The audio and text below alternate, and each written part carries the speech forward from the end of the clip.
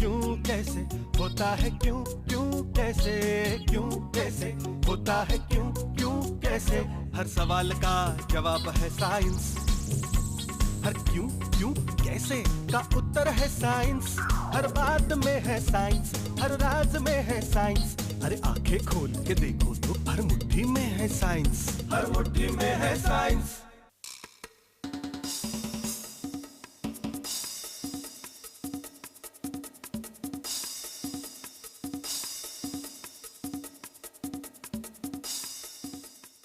पुरनाई चलो नाश्ता कर लो, आ जाओ आ जाओ। हाँ। आप कुछ ढूंढ रहे हो पुरनायु? कुछ नहीं मम्मी। कुछ तो ढूंढ रहे हो जो शायद हवा में छुपा हुआ है। मैं तो हवा को ही ढूंढ रहा था। मैं कितने दिनों से सोच रहा था कि हवा तो गैसेस का मिक्सचर है ना, तो फिर वो मैटर है, तो फिर वो हमें दिखती क्यों नहीं है? क्या आपके दिमाग में भी ऐसे सवाल आते हैं कि अगर हवा है तो वो हमें दिखाई क्यों नहीं देती? हाँ, एटलीस्ट मैग्नीफाई करके तो दिखनी चाहिए ना। हाँ, कम से कम मैग्नीफाई करके तो दिखाई देनी ही चाहिए। चलिए आज का सिलसिला इसी बात से शुरू करते हैं और कर लेते हैं हर मुट्ठी में साइंस। पृथ्वी को और किसी भी ग्रह से अलग बनाता है उसका वातावरण, मानो गैसों की एक चादर जो उसके चारों तरफ लिपटी है। हमारी सांस, खाना, मौसम, पृथ्वी पर दबाव और सुरक्षा, सब कुछ वातावरण ही देता है। वही तो पृथ्वी पर जीवन संभव बनाता है। इतनी दूर तक फैला है हमारा वातावरण, फिर भी हमें नजर क्यों नहीं आता? इसे समझते हैं। हवा में है 78% नाइट्रोजन और 21% ऑक्सीजन, मतलब 99% वातावरण इन्हीं दो गैसों का बना है। ये दोनों मॉलिक्यूल्स लगभग बराबर। हवा है तो बहुत सारी, लेकिन मॉलिक्यूल्स एक दूसरे से इतनी दूर दूर कि हम तो मानो चीजों को उनके बीच की खाली जगह से देखते हैं। दूसरी तरफ ऑक्सीजन और नाइट्रोजन, दोनों की मॉलिक्यूल्स प्रकाश को अपने आर पार जाने देते हैं। वो ट्रांसपेरेंट हैं, पारदर्शी, और उनका आकार इतना छोटा कि हम उसे मैग्नीफाइंग ग्लास क्या माइक्रोस्कोप के नीचे भी नहीं देख सकते। हमें दिखने वाली किसी भी चीज से 1000 गुना छोटा मॉलिक्यूल। हर मुट्ठी में है साइंस। बस बस एक मिनट, थोड़ा सा ऑक्सीजन भी है। ऑक्सीजन,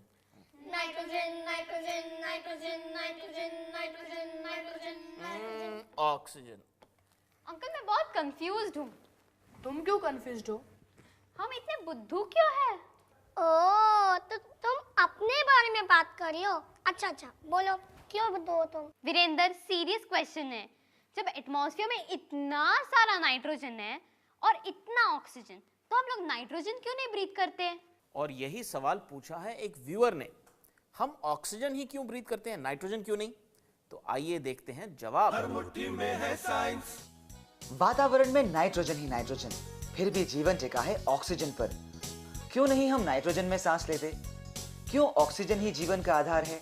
इसके साइंटिफिक कारण है। नाइट्रोजन एक बड़ा ही निष्क्रिय मॉलिक्यूल है, इनर्ट, किसी से दोस्ती पसंद ही नहीं। उसके चारों तरफ तो मानो एक कवच है जो उसे सबसे दूर रखता है। लेकिन नाइट्रोजन हमारी पृथ्वी का बहुत जरूरी हिस्सा। जीवन के हर रूप में नाइट्रोजन है, लेकिन हम हवा से डायरेक्टली नाइट्रोजन यूज नहीं कर सकते। कौंधती हुई बिजली, बैक्टीरिया, फंगस, पेड़ पौधे, जानवर नाइट्रोजन को फिक्स करते हैं और मिट्टी तक पहुंचाते हैं। नाइट्रोजन साइकिल इसी को तो कहते हैं। दूसरी तरफ है ऑक्सीजन, नाइट्रोजन से बिल्कुल उल्टी। ऑक्सीजन ज्वलनशील है, आग लगने का कारण। वैसे साइंटिस्ट मानते हैं कि नाइट्रोजन एक बड़ा काम करता है, एटमॉस्फेयर को स्टेबल बनाने का काम, वरना तो ऑक्सीजन के कारण यहाँ वहाँ आग लगती ही रहती। हर मुट्ठी में है साइंस। अब ये तो समझ में आ गया कि हम ऑक्सीजन अंदर लेते हैं। और ये भी समझ में आ गया होगा कि सिर्फ ऑक्सीजन ही क्यों लेते हैं। हाँ, मगर ये समझ में नहीं आया कि ये जो ऑक्सीजन है ना, वो हमारे सभी बॉडी पार्ट्स तक कैसे पहुंचता है। सोचो। ब्लड के थ्रू। You very smart. फिर क्या नहीं समझ में आया? मम्मी, वो जो ब्लड पाइप्स होती है ना, आर्टरीज एंड वेन्स। हाँ, वो तो क्लोज ट्यूब्स होती है ना, तो फिर उनमें से ऑक्सीजन बाहर कैसे आता है? मैं तुम्हारी थोड़ी मदद करूं?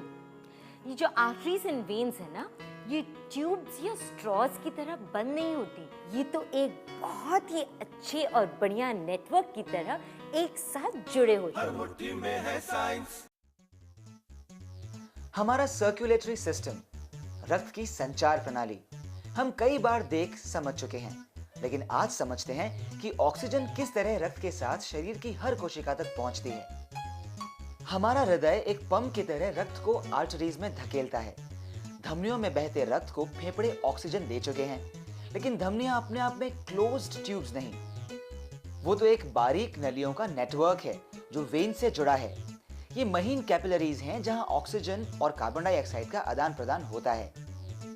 हीमोग्लोबिन ऑक्सीजन को मांसपेशियों में, सेल्स में, शरीर के हर हिस्से में देता है और फिर चला जाता है कार्बन डाइऑक्साइड के साथ वेन्स के रास्ते लंग्स में, ताकि फिर से थोड़ी और ऑक्सीजन ला सके।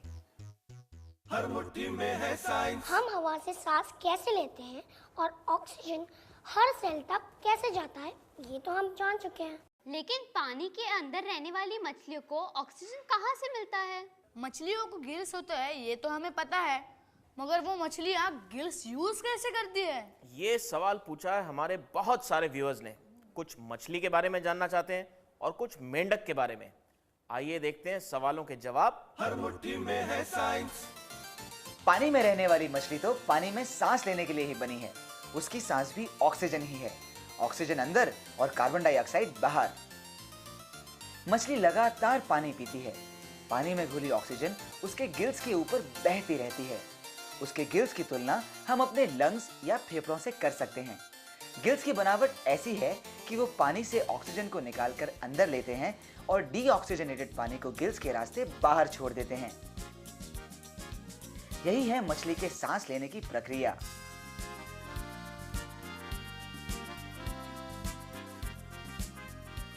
रहा सवाल मेंढक का। उसका जीवन शुरू होता है टैडपोल के रूप में। टैडपोल जो रहता है पानी में। टैडपोल के भी मछली की तरह गिल्स हैं, लेकिन जैसे जैसे वो मेंढक बनता है गिल्स गायब होते हैं और बन जाते हैं लंग्स। मतलब ये कि मेंढक पानी में सांस नहीं ले सकता, वो तो हमारी तरह ही हवा में सांस लेने के लिए बना है। हर मुट्ठी में है साइंस।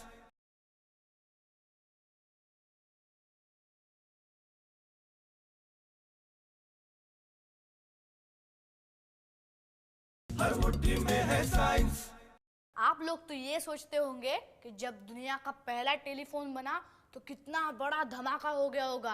बाप रे बाप, इतना बड़ा आविष्कार, सब लोग तो हैरान रह गए होंगे। पर आप बिल्कुल गलत है। सच तो ये है कि ग्रैम बेल के इस आविष्कार का इम्पोर्टेंस किसी ने समझा ही नहीं।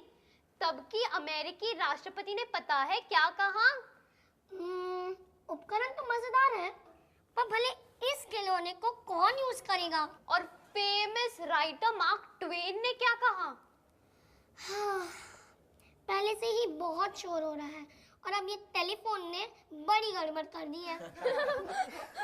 उन्हें तो जरा भी आइडिया नहीं था कि ये टेलीफोन एक दिन घर घर में होगा, बल्कि हर जेब में होगा।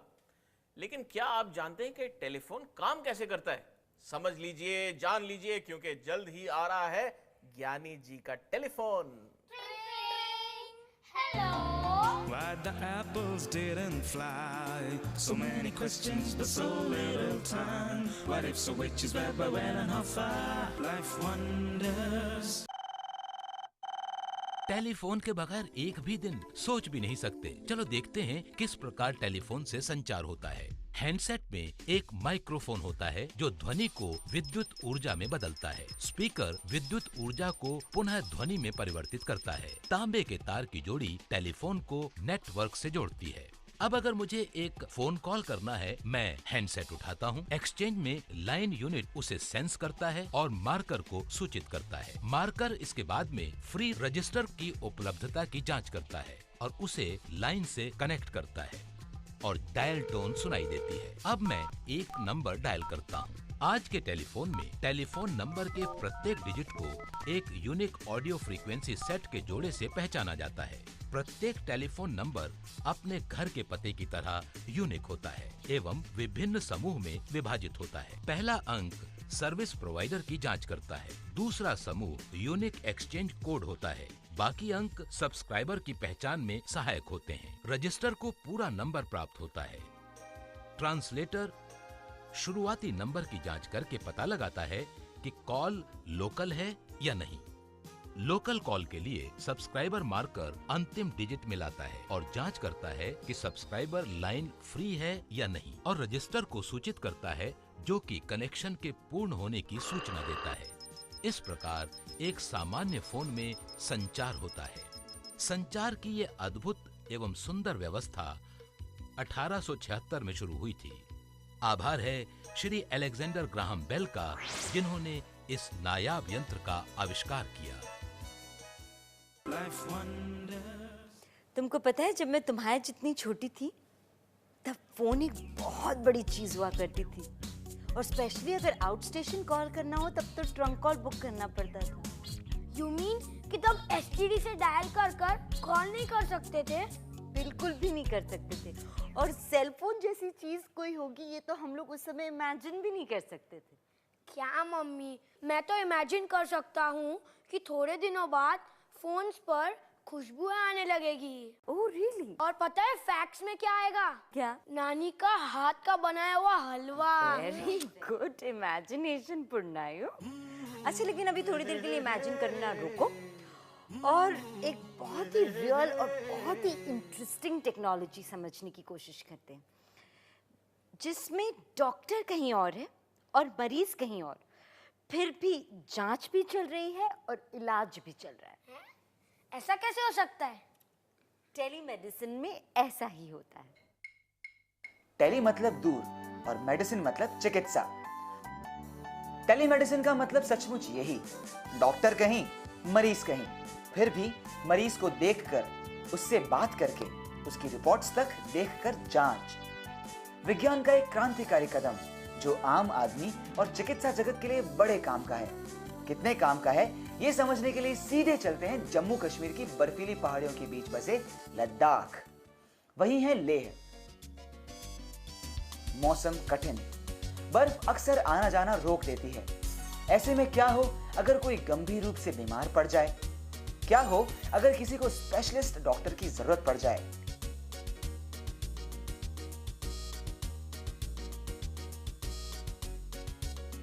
यह है 14 साल का रिंचुक। इसके साथ कुछ ऐसा ही हुआ।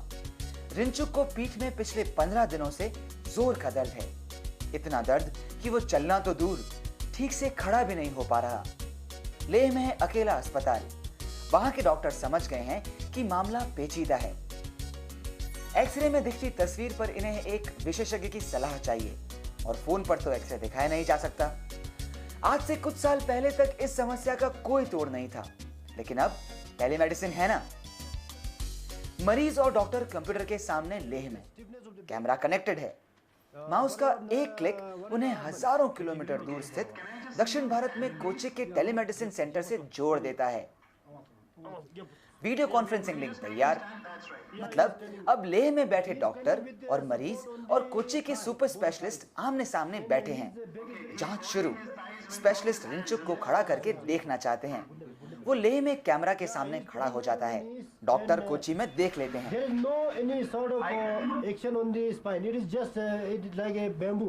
स्पेशलिस्ट रिपोर्ट्स देखते हैं, मरीज और डॉक्टर से बात करते हैं और प्रॉब्लम को डायग्नोस करते हैं। इलाज का तरीका क्या होना चाहिए, मरीज को किस दवा की जरूरत है, स्पेशलिस्ट की सलाह तुरंत मिल जाती है और उपचार शुरू। यही है टेलीमेडिसिन का चमत्कार। टेक्नोलॉजी ने डॉक्टर और मरीज की दूरी पास कर दी है। हर मुट्ठी में है साइंस। जम्मू कश्मीर से हजारों किलोमीटर दूर कर्नाटक राज्य का चामराजनगर। चामराजनगर में भी इस समय एक ऐसा मरीज है जिसे डॉक्टर की तुरंत जरूरत है। 54 वर्ष का महादेवा। छाती में भयानक दर्द है। चामराजनगर के सरकारी अस्पताल में कार्डियोलॉजिस्ट नहीं, हार्ट स्पेशलिस्ट कई घंटे दूर, और सवाल जिंदगी और मौत का। डॉक्टर ने तुरंत फैसला लिया और ईसीजी निकाला गया। समय गंवाए बिना स्पेशलिस्ट लिंक स्थापित किया बेंगलोर के नारायण हृदयालय से। He complains of chest pain since evening 4 p.m. sir. Heart specialist अब सीधे महादेवा को जांच सकते हैं। सीधी बात हो रही है। On examination, और तो और ईसीजी की रिपोर्ट बेंगलोर के स्पेशलिस्ट के कंप्यूटर में पहुंच चुकी है। दूरियां मिट गई हैं। स्पेशलिस्ट अपनी राय बताते हैं और डॉक्टर को दिशा मिल जाती है। he has got chest pain sir. I agree with your this diagnosis of unstable angina query positive LMI. कुछ इसी तरह टेलीमेडिसिन लिंक बना है कोलकाता के रविंद्रनाथ टैगोर अस्पताल और बैंगलोर के नारायण हृदयालय के सुपर स्पेशलिस्ट कार्डियोलॉजिस्ट के साथ। मरीज 11 वर्षीय पिंकू है। उसका केस थोड़ा पेचीदा। यही है टेलीमेडिसिन का कमाल। कोलकाता से बैंगलोर, कोच्चि से लद्दाख, गांव से शहर को जोड़ने वाली, डॉक्टर और मरीज के बीच दूरियां मिटाने वाली टेक्नोलॉजी, जो हमारे देश के लिए एक बहुत बड़ी उपलब्धि है, विज्ञान की एक बहुत बड़ी देन। हर मुट्ठी में है साइंस।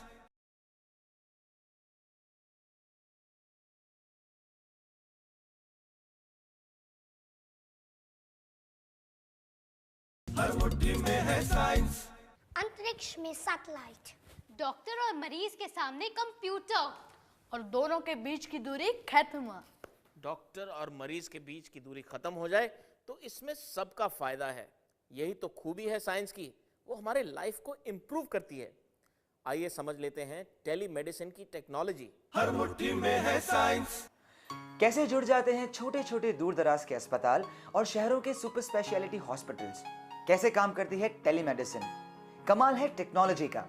हमारे आसमानी दोस्त इनसेट सैटेलाइट और घर ऑफिस के साथ ही पीसी यानी पर्सनल कंप्यूटर का। मरीज से जुड़ी सारी जानकारी, वीडियो, आवाज और मेडिकल रिपोर्ट्स को डिजिटल मोड में कंप्यूटर में फीड किया जाता है। ये उस सिरे पर जहां है मरीज। अब दूसरे छोर पर मतलब स्पेशलिस्ट के पास ये जानकारी कैसे पहुंचे।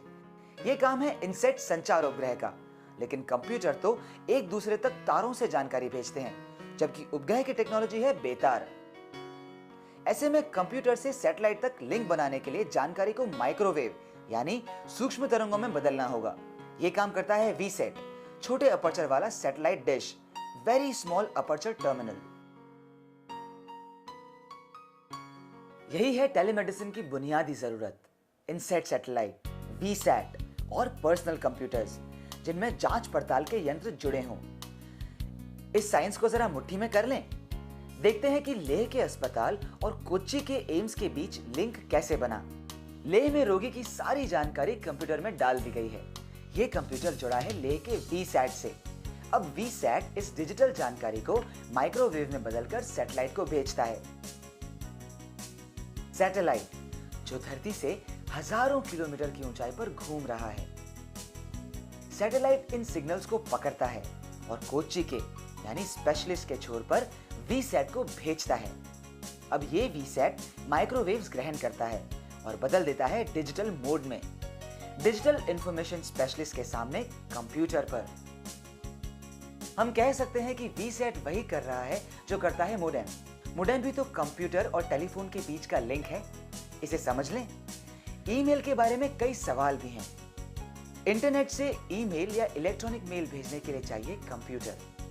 कंप्यूटर जुड़ा है मोडेम से और मोडेम टेलीफोन से। अब इंटरनेट पर जाने के लिए हम कंप्यूटर को कनेक्ट टू नेट कमांड देते हैं ना। कमांड देने पर आती है ये आवाज। इस आवाज का मतलब है कि कंप्यूटर 010101 के डिजिटल मोड में सिग्नल दे रहा है। लेकिन टेलीफोन के लिए तो ये ऐसा है मानो हिंदी भाषी से चीनी भाषा में बात। टेलीफोन तो समझता है सिर्फ विद्युत तरंगों की भाषा, यानी एनालॉग मोड ऑफ इंफॉर्मेशन ही जानता है। बस यही काम तो है मोडेम का, जो डिजिटल सिग्नल को एनालॉग मोड में बदलता है। मतलब कंप्यूटर की डिजिटल भाषा मोडेम समझता है और उसे टेलीफोन के समझ में आने वाली एनालॉग भाषा में बदलता है। लिंक बनता है वर्ल्ड वाइड वेब मतलब इंटरनेट के साथ। हम अपनी ईमेल भेज पाते हैं। सेंड का बटन दबाते ही मॉडेम के जरिए जानकारी भाषा बदलती हुई एक कंप्यूटर से दूसरे तक पहुंचती है। रिसीवर एंड पर भी यही होता है। फर्क इतना है कि यहां मॉडेम एनालॉग को डिजिटल में बदलता है। यही है ईमेल की साइंस। वैसे बिल्कुल यही तो होता है टेलीमेडिसिन में भी। यहां मॉडेम का काम करता है वीसैट। ये तो हुआ computer to computer link VSAT और सैटेलाइट की मदद से। लेकिन सबसे बड़ी बात यह है कि स्कैनर की मदद से एक्सरे को भी हजारों किलोमीटर दूर तक स्पेशलिस्ट के सामने पल भर में पहुंचा दिया जाता है। सारा खेल है डेटा के फॉर्मेट का। जो भी जानकारी कंप्यूटर में है डिजिटल फॉर्मेट में, वो कंप्यूटर में फीड होकर वीसैट और सैटेलाइट के जरिए स्पेशलिस्ट तक पहुंचाई जा सकती है। X ray, EEG, ECG, pathological reports, scans, ये कोई भी टेस्ट की रिपोर्ट्स हो सकती है। अब तो टेक्नोलॉजी इतनी आगे बढ़ गई है कि माइक्रोस्कोप पर लगे हैं चिप्स, ऐसे चिप्स जो तस्वीरों को सीधे कंप्यूटर में फीड कर दें। मम्मी, कभी किसी ने कोई साइंटिस्ट का ब्रेन स्टडी किया है? मतलब? मम्मी, वो साइंटिस्ट के ब्रेन तो हमारे ब्रेन से कितने बड़े होते होंगे ना? बड़े नहीं होते होंगे, साइंटिस्ट उसे ज्यादा इस्तेमाल करते होंगे। नहीं मम्मी, इन साइंटिस्ट का ब्रेन तो हमारे से बहुत बहुत बड़ा होगा, तभी तो वो इतने बड़े बड़े काम करते हैं। अच्छा, तो फिर इसी लॉजिक से हर हाथी को साइंटिस्ट होना चाहिए था, क्योंकि हाथियों के ब्रेन तो ह्यूमन ब्रेन से बहुत ज्यादा बड़े होते हैं। तुम्हें पता है, हम ह्यूमंस के ब्रेन्स में इतने ज्यादा न्यूरॉन्स हैं जितने कि आसमान में तारे भी नहीं हैं। सच्ची? सच्ची मुच्ची। हर मुट्ठी में है साइंस।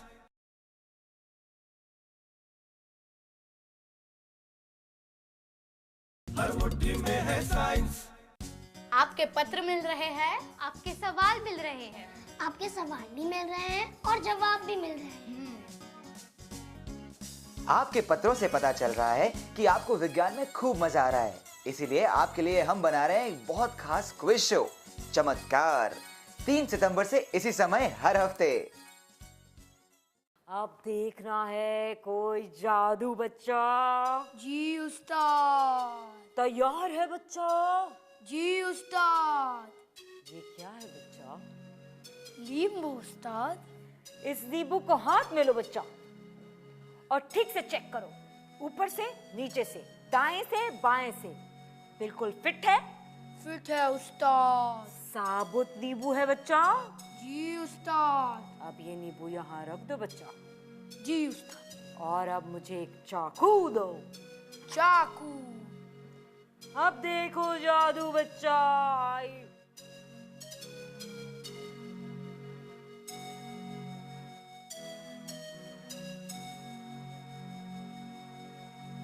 ये क्या है? जादू। जादू। जी उस्ताद। नहीं बच्चा, ये है बस सिर्फ हाथ की सफाई। हाथ की सफाई का कमाल, सुई धागे का कमाल। एक लंबी सुई में पिरोया है काला धागा, उसे नींबू के एक सिरे से पिरोना है, दूसरी तरफ से निकालना है। बस धागे को सुई की नोक से अंदर धक्का, वो पूरा घुस जाए तो हो जाता है गायब। बाहर से साबुत नींबू, अंदर सब गोलमाल। बाहर से सब सही सलामत, अंदर छिपा बैठा है काला धागा। है ना ऐसा कमाल जो चक्कर में डाल दे?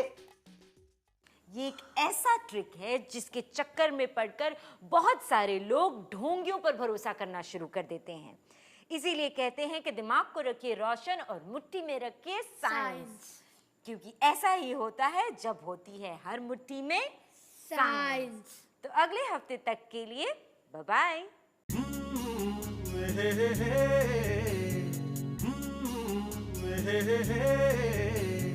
क्यों कैसे होता है, क्यों क्यों कैसे, क्यों कैसे होता है, क्यों क्यों कैसे, हर सवाल का जवाब है साइंस। हर क्यों क्यों कैसे का उत्तर है साइंस। हर बात में है साइंस, हर राज में है साइंस। अरे आंखें खोल के देखो तो हर मुट्ठी में है साइंस। हर मुट्ठी में है साइंस।